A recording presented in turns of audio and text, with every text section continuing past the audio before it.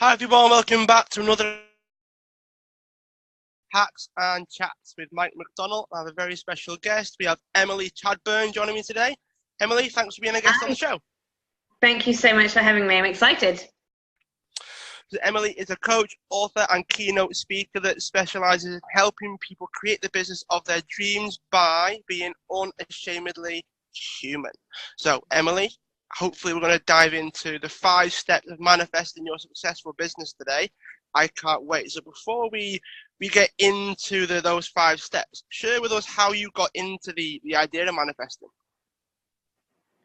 Well, if I'm going to be really honest, I used to be a bit of an idiot. So when I was 33 years old, which is 4 years ago now, I was waiting tables for a living for $20 an hour. And I kind of felt like the universe had done me over. I felt like my results were other people's fault. I didn't really have any comprehension that the thoughts that I was having, the action that I was taking, the conversations I was involving myself in were creating my reality. I genuinely didn't know that. And so my victimhood, my reluctance to take responsibility, my short fuse, all of these things were obviously manifesting themselves in the reality that I had. So my relationship with money, the relationship I had with men, the way I woke up in the morning, the feeling I had about myself and my own self-worth, I just didn't realize. No one had told me. No one taught me how to be a human being. You don't learn that shit in school. And so I, created a lifestyle for myself that was unhealthy, both mentally, physically, and spiritually. And it really wasn't until I hit my rock bottom, and most entrepreneurs I find have hit a rock bottom or a version of their rock bottom where they have realized that the existence that they are existing in is no longer how they want to be. And so I just started learning some stuff. Like I literally went out there and I looked at other people who seemed to be doing well, other people who seemed to be experiencing a life that I felt was completely out of my control, out of my sort of realm of possibility, if you like.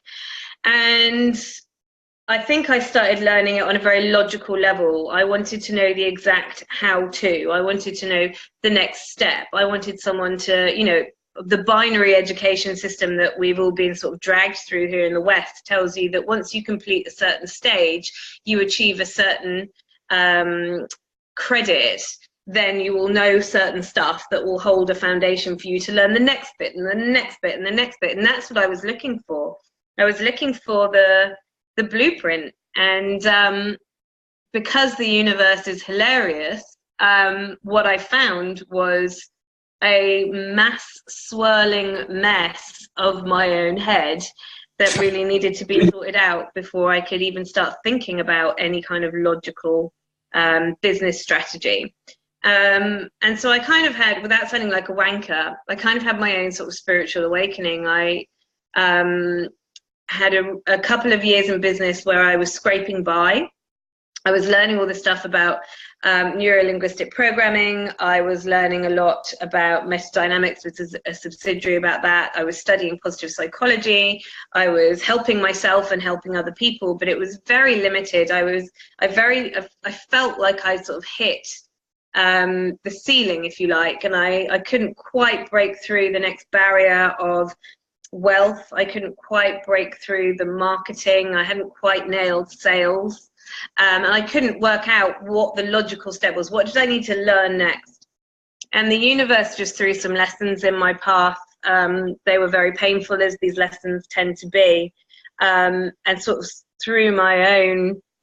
swimming through my own shit, basically, I began to learn a little bit more about spirituality. And again, without sounding like a wanker, genuinely started sort of started questioning the paradigm under which I was living. When I talk about paradigm, I'm talking about the beliefs and the memories and the experiences that we have that create the reality for ourselves. And that's when I started learning about manifestation. I started getting really interested in what other people were talking about, you know, this idea of working in flow, this idea of, you know, following your soul as opposed to trying really. It felt like I was shoveling shit uphill, you know. So I was like, well, there's got to be a gentler way to do this. And that's when I started learning about manifestation. What I learned and what I saw in manifestation was very much, you know, the film The Secret, you know, very much that kind of like, if you think happy thoughts, good things will happen to you. And that had been my experience of manifestation, which was why I was so repulsed by it, because I knew that not to be true. And so, you know, really allowing myself to disregard the media fluff around manifestation and really dig deep into what it actually means on a scientific level, and how we need to rock up as the best version of ourselves, even in our scrappy, messy, ugly bits. Then we can start creating these amazing realities for ourselves that aren't devoid of problem. I'm a huge believer that life has problem built into it. The difference between people who tend to create a world for themselves where they are content with their reality, or happy, as we tend to label it, are the people who don't try and solve the problem of life, but they manage the paradox of life, the polarity of life, the contrast of life better than others. And that's what I teach. What has been your own experience? Because a lot of people do have their own awakenings or their own realizations or their own moment, I guess, that like changes their own worldview a little bit, and then they can move forward. So what was yours? So I'm a huge believer in the universal law of contraction and expansion. Like, our lungs are always contracting and then expanding, contracting and then expanding. I believe the universe is always doing the same thing. And so I think for a lot of people, there needs to be a stripping of the ego. There needs to be a stripping down of what someone thought that they knew, so that they can learn something different in its place. And for me, I mean, I had two kind of pivotal moments in my career. The first was when I was still waiting tables. And that was when it all sort of kicked off, really. I had a boyfriend who I'd come over to Australia with from London, and he concluded our relationship, and I dealt with it like such a fool. I was totally in blame. There was a very humiliating incident at a friend's engagement party where I got batshit crazy drunk. And I ended up the next morning sitting on my bathroom floor feeling ridiculous and stupid and silly and full of shame. And I was so sick. I was actually sick in my own hair. And I think when something like that happens, you look at yourself in the mirror, don't you? And you think, God, I don't like who I am. Yeah. And it was such a heartbreaking moment to look at yourself in the mirror and see yourself with your own vomit dripping out of your own hair, and you think to yourself, I don't like you. And it was in that moment that this sort of dawning realization occurred to me that every crappy relationship I'd ever had, every awful boss I'd ever had, every job that I'd hated, my shit relationship with money, all of those experiences had one common denominator. And that common denominator was me. It wasn't anyone else. It was me. And that was a massive turning point for me, because up until that point, as simple as it sounds now with hindsight, but up until that point, I hadn't realized that I was the common thread. And working that out meant that I had the power then to change that, because I had spent 33 years trying to change other people, or trying to blame other people, or trying to make other people responsible for me and for my actions. And so it was a very empowering moment to realize that I was the person that needed to change, but also quite confronting, because like I said, no one teaches you how to human at school. Like, I did fucking geography at school and I still don't know where Spain is, right? So no one teaches you how to be a human being, or how to process emotion, or how to co-create with the universe. And so that was my first sort of pivotal moment, was like, well, okay, I know now it's me that needs to change, but I see this huge gap because I don't know how to do that. So I set out educating myself in that gap. The second part, I think, which is more of a sort of, so that was my sort of intellectual turning point, but my sort of spiritual turning point was 2017. So at the beginning of 2017, I was scraping by as a coach. I had just about sort of managed to create enough income for myself so that I was no longer waiting tables anymore. And I was kind of feeling like I was maybe nailing it, definitely nailing it more than I ever had been. But I wasn't quite there. I hadn't quite worked it out. And I did know that, but I didn't know where the next layer was. And I remember at the beginning of 2017 asking the universe to teach me whatever it was that I needed to learn to upscale myself to the next level of my business. Always be careful what you ask of from the universe, because that funny little bitch will respond. And so 2017 was a huge lesson for me in many ways. There's a very long story which I won't go into detail with now, because we've all got lives, right? We all have limited time. But the short version of events was that my mum died, and that was a huge mortality slap for me. This realization that life is fragile and it's precious and it's fleeting. It was a huge lesson, and it changes your soul, I think, a little bit when a parent dies. On the back of that, about 2 months later, my partner left me very suddenly, completely out of the blue, and turns out for one of my best friends. So I suffered these, in the space of 3 months, 3 huge losses of love, and that's how I perceived it at the time.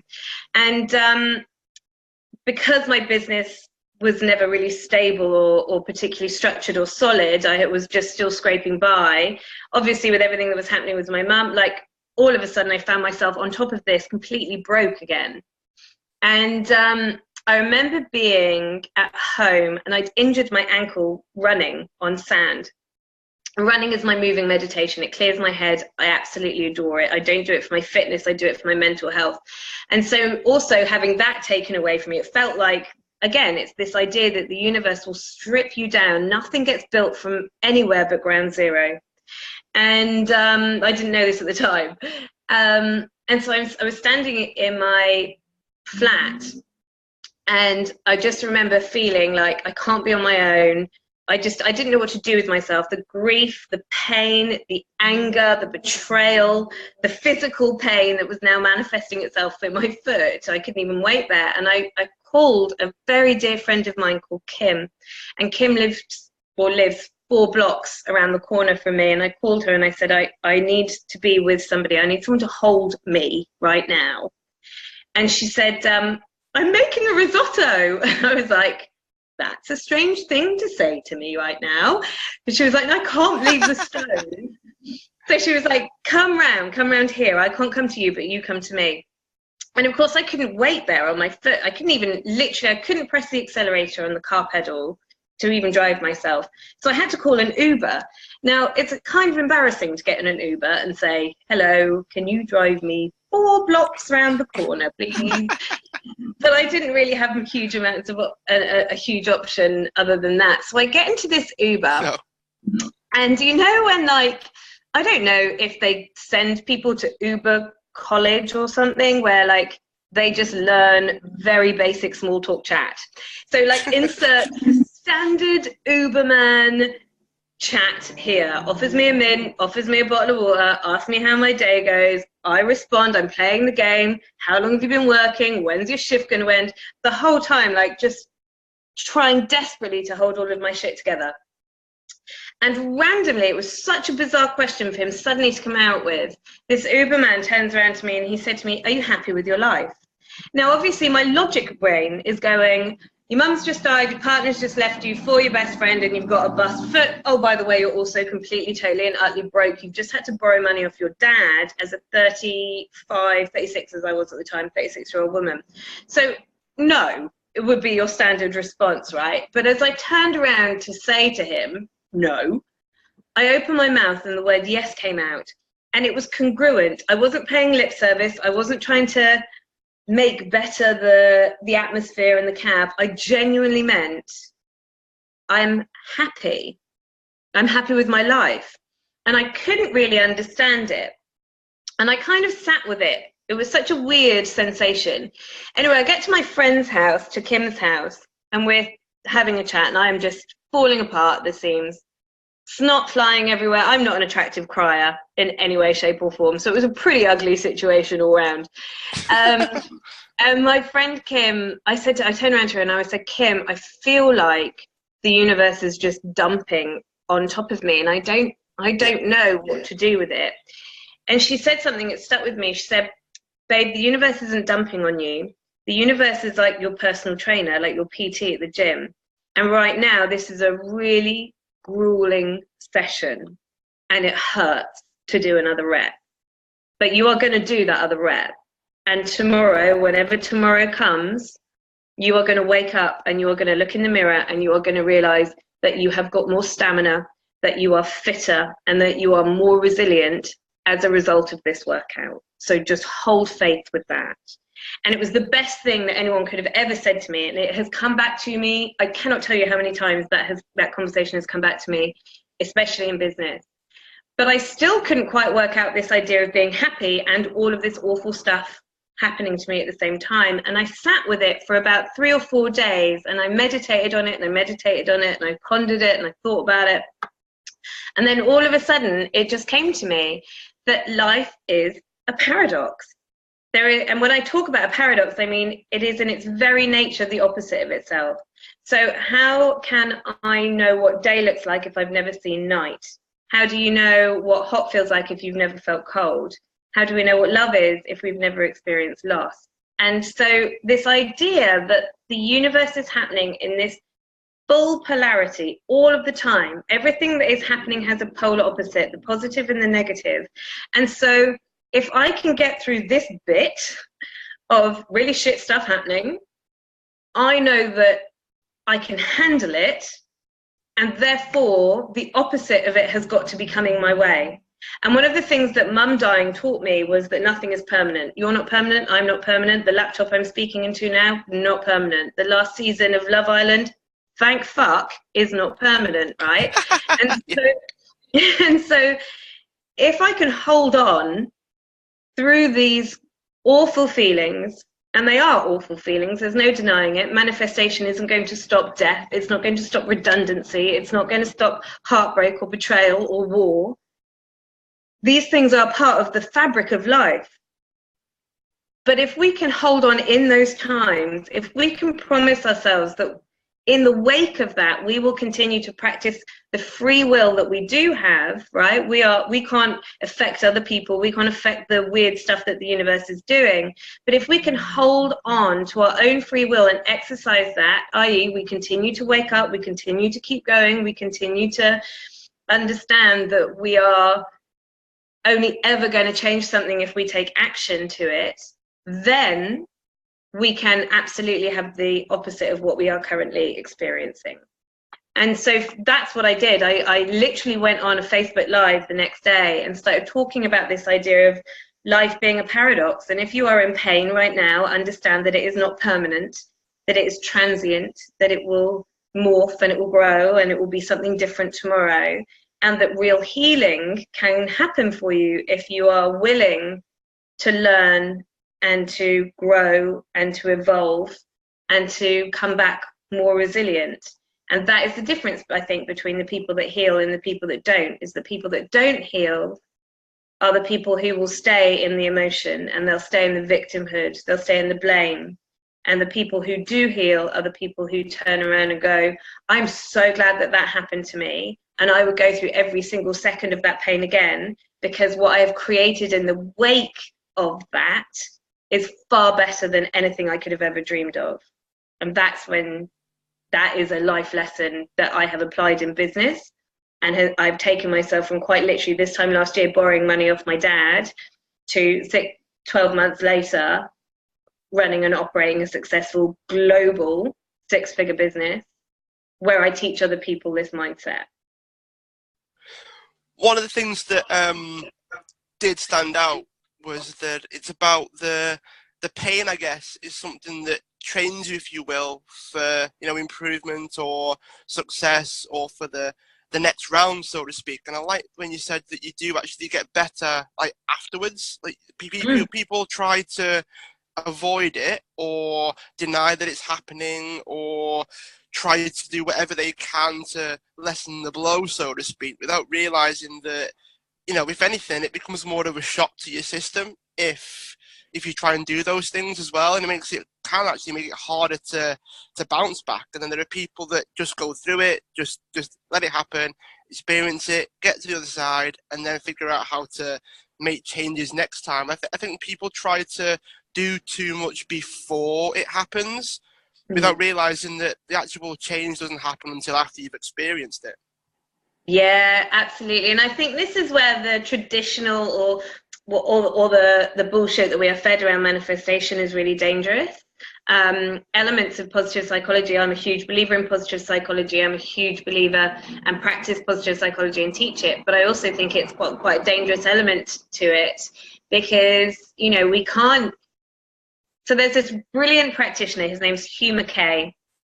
And I was reading one of his essays recently, and in it, he was talking about this idea of happiness, this pursuit of happiness, which is sort of plaguing Western society, this idea that happiness is your birthright, or that happiness is the ideal that you should constantly be striving for, and that it is possible because social media now these days convinces us that it is, right? Because we only ever see the beautiful filtered version of other people's lives.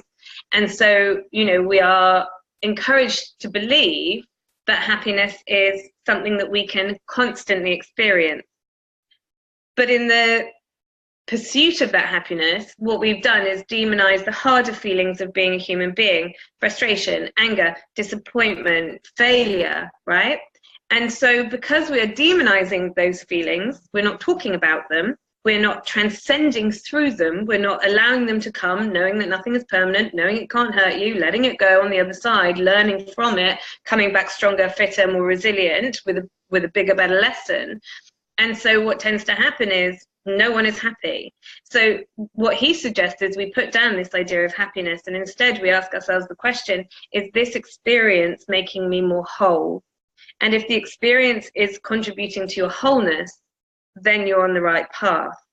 And I think that for me was just a really beautiful, refreshing way of reframing what this sort of pursuit, this never-ending pursuit of happiness is. Once I have that car, I'll be happy. Once I'm in that relationship, I'll be happy. Once I have external, once I have external, once I have external. Actually, being happy is about, actually, am I whole? And part of being whole, because everything is a paradox and life happens in polarity, is also acknowledging that part of being human, it's why I call it being unashamedly human, part of being human is hard. Sometimes it's hard to be a human being. Like, I feel anger and sadness and resentment, and I have business failure. I have had more business failure than I've had success. Am I overall happy with my life? Absolutely. Because I acknowledge those hard feelings. I understand that they are part of the deal, and I now have tools and techniques which allow me to go, okay, that happened. How are we going to deal with it? What's my lesson here? What can I choose to make this mean? What is the universe trying to do for me here? What is the universe opening up for me here that maybe I hadn't seen before? So maybe there is an opportunity here which is hidden, which I can't see right now, but in hindsight, in 5 years, 10 years time even, maybe I'll be able to look back and be like, oh my God, if I had gone the other route with that, if that had worked out where I wanted it to, I would never get to where I am right now, and where I am right now is fucking awesome. And so if I can really quickly, I just want to sort of run through the 5 stages of manifestation. I call them the 5 stages and not the 5 steps, because I think, without sounding like a complete nutter, I don't really believe in the human construct of time. Obviously, time passes. I'm very aware that I have got wrinkles now that I did not have then. So I'm very aware of time passing, believe me. But I don't believe, you know, I think for us to stand here and say, oh, nature intended that we had 365 days in a year, except that every 4 years, we've got a little day left over. So we're just going to tack it on, tell women that that's the day that they can ask men to marry them and make it like a big deal. Yay! Like, I'm sorry, that doesn't sit well with me. You know, I watched a lot of David Attenborough because it's my, like, I just love everything about that man. And, you know, never once do you see, you know, a pride of lions sitting, you know, looking at their watches going, oh, those cubs better go down for a nap. You know, like time is such a human construct. And so I don't talk about the steps of manifestation, because I think it gives the impression that you do one, then you do the next one, then you do the next one. That linear way of thinking is a very fixed mindset. It's a very rigid way of thinking, and I think we need to be a little bit more fluid about the way that we think as human beings, so that we can create more opportunity for ourselves and bounce back from some of the tougher bits of being human a little bit quicker. So it's more like the sort of 5 bits of manifestation. They're always happening all the same time, you know, they don't necessarily go in that linear order, but obviously I have to talk about them in a linear order, because that's the way that we communicate with each other, and that's the way our brains work. So the first stage, if you like, I suppose, would be to set a really clear intention. And I think this is one of the things that I learnt when I was waiting tables, which is that, you know, I could not tell you what I wanted in life. I could tell you what I didn't want very easily. I was very articulate, sorry, how funny, irony, very articulate in talking about the things that were wrong in my life. So I could tell you that I didn't want to be a smoker. I could tell you I didn't want to be a heavy drinker. I could tell you I didn't want to be a waitress. I didn't want to be broke. I didn't want to be single. I could tell you all of the things that I didn't want, but I had no clear vision about what it was that I did want. None at all. Couldn't have told you. And I think a lot of the time when it comes to setting an intention, we think about the traditional goal setting, and I think we need to move away from that a little bit, because I think it's so definitive, and the universe isn't definitive. You know, I think, again, the paradigm that we've been born into here in the West, the construct of society in which we live in, is so binary. You know, you get born, you get put into an education system where immediately you are compared to the person next to you. One is right, one is wrong, one is good, one is bad, one is better, one is worse. So fucking hell, no wonder we're all struggling. And then you go through this binary system where you are either right or wrong. You get spit out the other side, you find the job, potentially maybe you might go on a gap year somewhere, lovely, and then you come back, you buy a house, you find a partner, you marry that partner, you have a couple of kids, you continue to work, you retire, and then you die. And that is the way, if you like, that we have been encouraged to live. And so I think what happens with, you know, I often speak to women, especially, who are trying to find their purpose. What's my purpose? What's the one thing that is going to make me happy? And so they can't, and the reality is there are many things. The world is a plethora of possibility, and you don't have to stick to one thing. And I think that is shifting a little bit with the millennial generation, but certainly for my generation, so I'm 37 now, you know, it was a really different way of thinking, to think, well, my intention can just be the next year of my life. It doesn't have to be, you know, how am I going to be at 65? And again, it's about creating a little bit of flexibility in life, but getting really clear in languaging what you do want or what you don't want, because what you focus on grows. So if you're thinking about debt, you will create more debt. If you're thinking about your bitchy colleague at work, that will just consume your world, and therefore that bitchiness will get greater and greater and greater. And so it's about talking, using language in your linguistic programming, talking about what it is that you really want, not what you don't want. So it's not, I don't want to be fat, it's I want to be vital and fit in my body, you know? It's those small sort of tweaks can make a massive difference in what your brain searches for and gathers as evidence, and therefore creates a reality for itself. So that's kind of like the first stage, if you like. And then the second is alignment. And again, traditional manifestation or current media manifestation talks about alignment like you've got to be in a high vibe, right? You've got to think happy thoughts. You've got to, like, you know, always be like, yay, match your vibrational energy with the vibrational energy that you want to be feeling. So the science part of this is that we're all tiny little balls of energy. We're all vibrating. We know this to be true because science. So if we put my finger underneath a really strong microscope, you will be able to see the cells of my being vibrating. Now, we also know, because science, that like energy attracts like energy. So a heavy, dense energy will be at a very low vibrational frequency. A lighter energy will be at a high vibrational frequency. And so our emotion is a vibration, right? So, and you can feel this in your own body now, right? If I asked you to sit down, close your eyes and think about the shittest day of your life and really think about it, like take yourself back to that moment, like see it, feel it, hear it, smell it, taste it, absorb yourself, all 5 senses, like really revisit that time. You'll feel it in your physical body. You'll feel heavy, you'll feel sluggish, your shoulders will droop, the corners of your mouth will turn down, you might even shed a tear, right? You will feel that emotion. Then if I ask you to go to the best day of your life, the day you got married, or the day you had kids, or the day that the sun was shining, you woke up and your hair was on point, you've got money in your bank account, you're going to spend the whole day with the people that you know, love and trust, all of a sudden you can feel that in your body. It feels like a lighter energy. And so when we talk about alignment, what we're talking about is, what is your intention? I.e., I want to be abundant and financially free. Cool?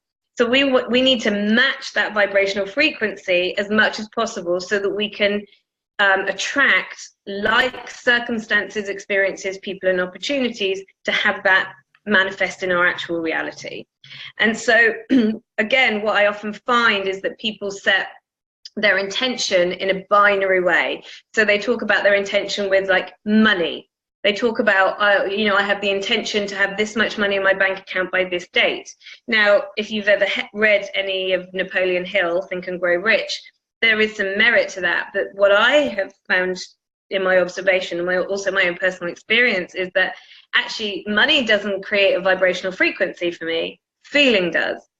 So if you say to me, you can be financially free, I want you to think about yourself being financially abundant, I want you to see that, hear that, feel that, like experience that, how does that make you feel? Now I'm in the vibrational alignment of my true desire.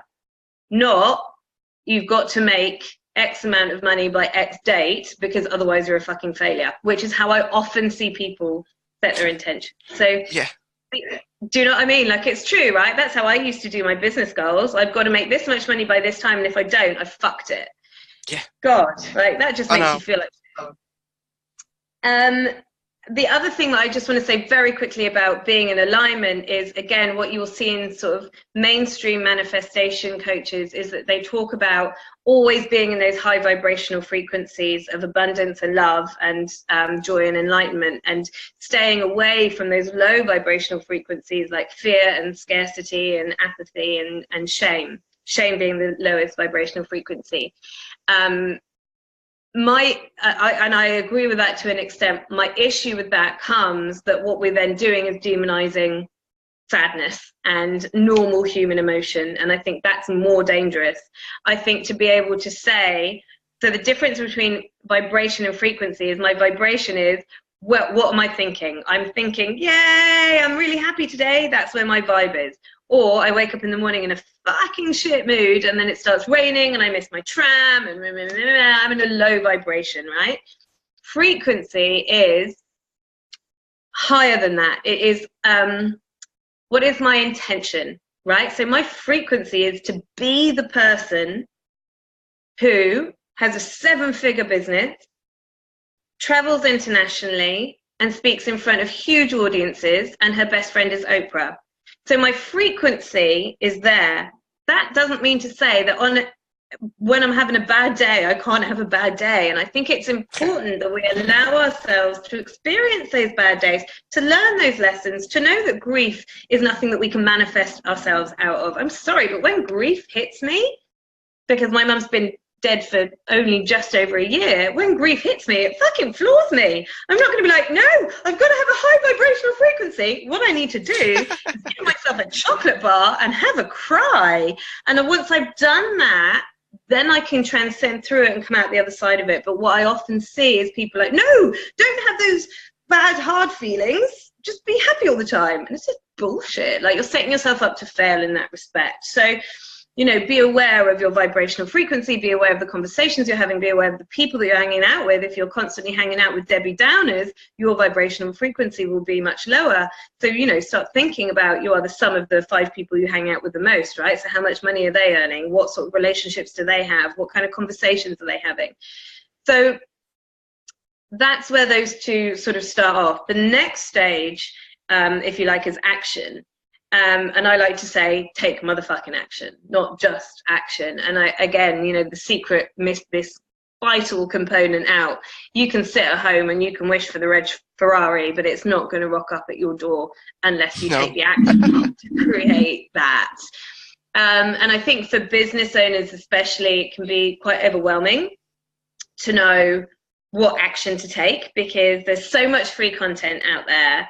There are so many YouTube clips that you could watch, so many short courses and free courses, and that you have sort of out there as potential places to start. I think one of the things that I teach my clients, I call it the 5M system. So I think if you are in business and you want to create a successful, sustainable business that is scalable, you need to get clear on 5 things. The first is you need to get your mindset right, and that everything is mindset. The relationship you have, mindset. The business you have, mindset. Your relationship with money, mindset. The relationship you have with your health, mindset. Your inability to put down those cigarettes, mindset. Everything is mindset, and I think that overarches everything. On top of that, what I see a lot of business owners struggle with, especially in the early days of business, is they haven't become quite clear enough on their message. Who are they helping? What is the problem that their market is presenting?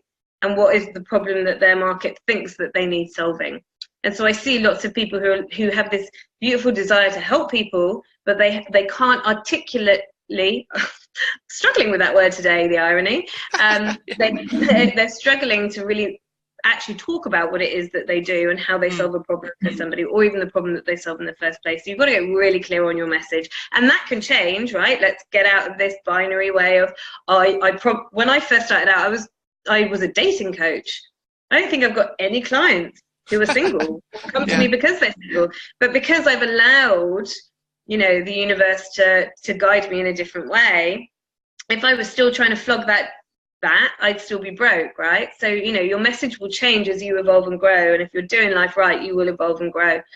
The third is methodology. What is your methodology? What is the thing that differentiates you? So I have the 5 M's. That's part of my methodology. I have my 5 stages of manifestation. That's part of my methodology. So what is it that sort of distinguishes you from somebody else? Because there are 1,000,001 coaches or entrepreneurs out there these days, right? The next is media, positioning yourself. Love or loathe media. You've got to get used to it. You've got to understand how to position yourself as an expert in your field and how to talk with authority. And how to get exposure in your field. And then the last M is, of course, monetization. Like, you've got a very expensive hobby if you haven't learned how to monetize your passion. And again, a lot of that is about having funnels in place. A lot of that is about having structure in place. And a lot of that is about getting really clear on your sales process and becoming friends with the sales part of your business. I think a lot of people, we have this sort of 1980s used car salesman ideology around sales. So it's actually about how can you help somebody congruently make a buying decision that is right for them. Like, you don't sell to anyone whose problem you can't solve, right? So it's about sort of reframing that. But ultimately, one of the things I find with my clients is that they've just got a horrible mindset around money.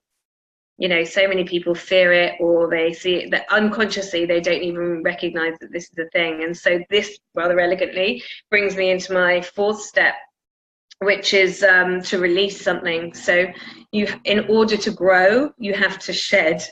And again, it's this idea that we are constantly shedding expansion, contraction, expansion, contraction. So, you have to release either a fear or a belief or a behavior, and belief work sort of underpins everything that I do, really.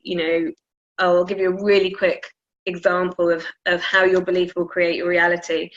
So I was running a workshop. I do lots of workshops. I was running one in Hobart, which is in Tasmania in Australia, a little island. And after the workshop, one of my best friends I'm also honoured to now employ, and she looks after all the logistics of my life for me. And so she and I had flown over for me to run this workshop. And while we were over there in Hobart, I met up with another friend of mine who I hadn't seen for years, who lives over there. And there are some really famous markets in Hobart called the Salamanca markets. And after the workshop, I have my friend Nicola, who's working with me, and I have my other friend whose name is not Susie, but for the purpose of this story, I will call her Susie. And Nicola, I've known for years, and she, I know, has a really beautiful belief system around men. She's only ever had phenomenal relationships. She has a great relationship with her dad. She has a twin brother who adores her and who she adores. She also has a younger brother who is the apple of her eye. I know she has a healthy relationship with men. My friend Susie, on the other hand, her dad walked out when she was 3 years old, and Susie's mum had a succession of men walk through her childhood home. And I've never seen Susie in a happy relationship. In fact, the relationships I've seen her in have been full of turmoil and emotional and at some point physical abuse. So I know her understanding of men is very different. So here we are with the three of us. I'm stood in the middle. I've got Nicola on one side of me and I've got Susie on the other side of me. And it's a beautiful sunny day. It was about 32 degrees. And I'm wearing a skirt, a short mini skirt. And it's kind of like bright and it's got tassels on it. It's very different. It's the sort of skirt that you would acknowledge and comment on. You know, it kind of stands out. So we're walking down through Salamanca markets, the three of us, flanked by Nicola on one side, Susie on the other. And this guy walks towards us. And this guy is with a woman who I'm presuming is his partner, but who knows. And they walk towards us, and this guy looks at my skirt and he says the words, "Hey, nice skirt." And at exactly the same time, Nicola turns around and goes, "What a lovely guy," while Susie turns around and goes, "What a fucking asshole." And so Nicola's perception of this guy's comment was that he was being a really nice guy and was coming from a really lovely place. And Susie's perception of this guy's comment was that he was a cheater, he was checking me out, perving on me in front of his girlfriend, therefore he had to be an asshole. And so nothing is different about that circumstance other than the perception that we bring to it. Now let's take this one stage further, right? How do you think Nicola is going to rock up on a date? And how do you think Susie is going to rock up on a date? Because Nicola is going to rock up on that date assuming the best in the person in front of her. She's going to be relaxed, she's going to be curious, she's going to be interested, she's going to be funny. Susie's going to rock up waiting for him to fuck up and almost anticipating it and almost provoking it, and therefore her experience of that date is going to be very different to Nicola's experience of that date. And so we continue to create a reality for ourselves that is completely forged in a belief system that we've made up from the age of 3 years old onwards. We continue to then create that. We become our own sort of self-fulfilling prophecies. And so learning that, and there are techniques which can help you uncover what your beliefs are and start creating new ones so that you can have a different reality for yourself. Then to tie it all in together would be the last stage, which is to surrender. When I talk about surrender, what I don't mean is I'm just going to drop the mic and leave the building. I'm talking about, so let me put it this way to you. There's a phenomenal public speaker, her name's Lisa Nichols. And I once heard her say in an interview that life is like running a race, like you're the jockey of a horse race. And the only thing that you need to do is get to the finish line. That's all you need to do. The trick is you're constantly riding two horses simultaneously. So you always have to have one foot firmly in the horse of faith and one foot firmly in the horse of free will. And the secret to life is knowing when to whip which horse. And so surrender for me is about building a faith. It's about saying, do you know what? I'm a tiny, tiny little cog in a huge mechanism that the universe is in control of to an extent, right? So the universe has got, what, 7 billion people that it's, you know, monitoring at any given time, and I'm only one of them. And as much as I would like to think I'm the center of the universe, I'm actually really fucking not. And so when things get moved around, when marketing campaigns that should work don't, when we experience business failure, when relationships conclude, when somebody dies, when redundancies happen, these are all, like I say, part of the fabric of life. It's about saying, all right, I will continue to whip the horse of free will, but I will do so with a faith that the universe is moving things around. And although it might not be apparent to me right now, I trust, I have a faith. And it's got nothing to do with a religious faith, although it can do if God is your being, right? But I have this faith that the universe is doing something because there is a greater plan afoot. And all I can ever do is learn the lesson that is presented to me right now and continue to get back up on the horse and continue the race. And I think if you are in business, you have to have the mindset of get back up on that fucking horse, because the only difference between the people that succeed in business and the people that don't succeed in business are the people who have the tenacity and the resilience to keep going and those that don't. Well, that is a very, very good way to finish those 5, really. I think that someone's ability to keep going, someone's ability to get back on the horse, someone's ability to understand that sometimes you need to know what the opposite of something is before you realize what the actual thing is. And I guess people do spend a lot of time figuring out what they don't want, which is, I guess, from a good point of view as well. It's sometimes if you know enough that you don't want, then you automatically live what you do want. I think sometimes we get too focused on those things, we get focused on sometimes we get focused on the bad things, not realizing that, okay, well, if I don't actually experience those bad things like drinking and smoking and exercising and all those things, sometimes we end up living that without realizing it sometimes. Like being going, right, well, if I don't want to smoke and I don't want to drink, okay, well, you're living the results of that by focusing on what you don't want. So there is probably an argument for that, but then, as you say, if you don't know what you want, then it's hard to know what you don't want as well. Like it's almost like absolutely. that kind of. And part of my process is like knowing what your non-negotiables are, right? You've got to know what your values are, what your standards are, and what your boundaries are. And I think a lot of people in there's a scale, it's called the narcissistic scale and the codependency scale. And I'm not talking about narcissism like it's bandied around in the current understanding that we have of it. It's either, in order for me to feel loved, I put my needs first, right? In order for me to feel safe, I put my needs first. Or it's codependent, which is, in order for me to feel safe, I put your needs first so that I can feel loved. And most of us sit on one side of that scale, somewhere along that scale. And I think a lot of people who have a beautiful message but aren't monetizing it tend to be on that sort of codependent scale, because they are trying to make other people happy before themselves so that they can feel happy. And one of the things that I do is I work with women specifically to help them strengthen their boundaries and their standards, so that they can create better results for themselves. And that is, like really digging in deep and going, all right, well, where's this people pleasing come from? Why do you feel the need to make other people happy so that you can feel happy?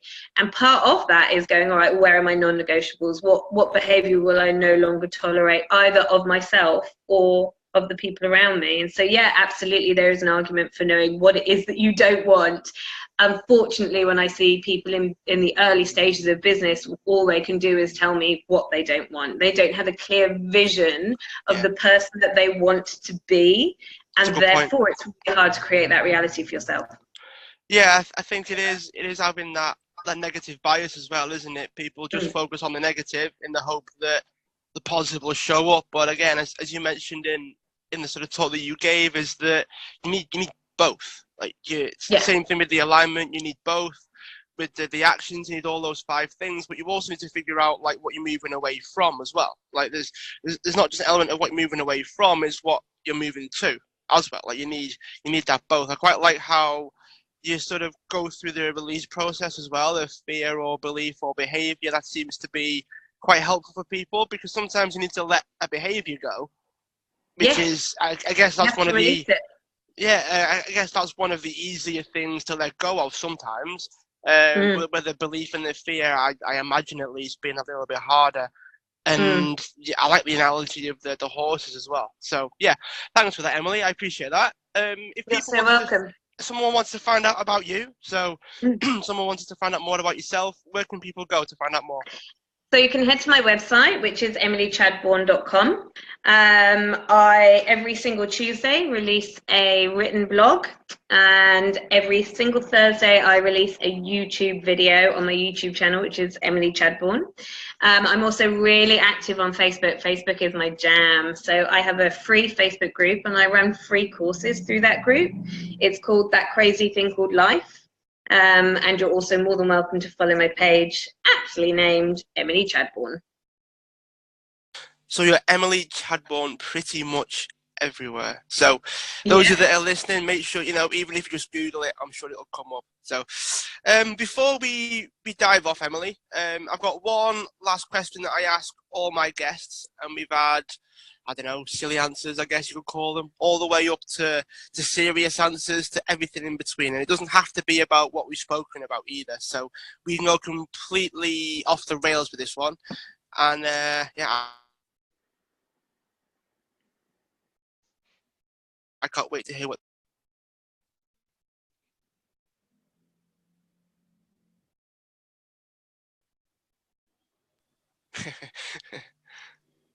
Oh, I completely lost you then as you asked the question, I think. Can you repeat it? Oh, no way. All right. Oh, well, yeah, don't worry. What would you like the world to know about you that it doesn't already know? Ooh, that's a great question. What would I like the world to know about me that it doesn't already know? I think I would like the world to know that. Okay, I think I'd like the world to know that okay, I'm going to go for a silly one. I would like the world to know that I am the most gullible human in the world. So I have a deal with my friends that when they tell me a fact, if I put my hand up in the air, it means I'm not sure whether or not they're telling me the truth. And they absolutely then, like, it's not funny anymore. They have to come clean as to whether or not they're winding me up, because there have been many times where I've been like, oh my God, did you know that if you dropped a stone from that bridge, it would take like 4.5 hours to hit the ocean? And people are like, clearly not true.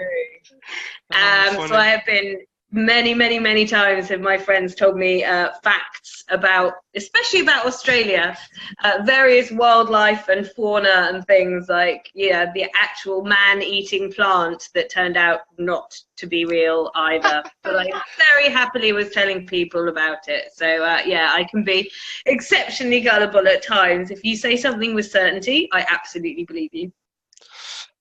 Well, I guess if someone wanted to find out a bit about you, they could just tell you a fact, and I guess you'll believe it, So absolutely, totally. If you tell me that you are, the son of the Sultan of India, I'll believe you.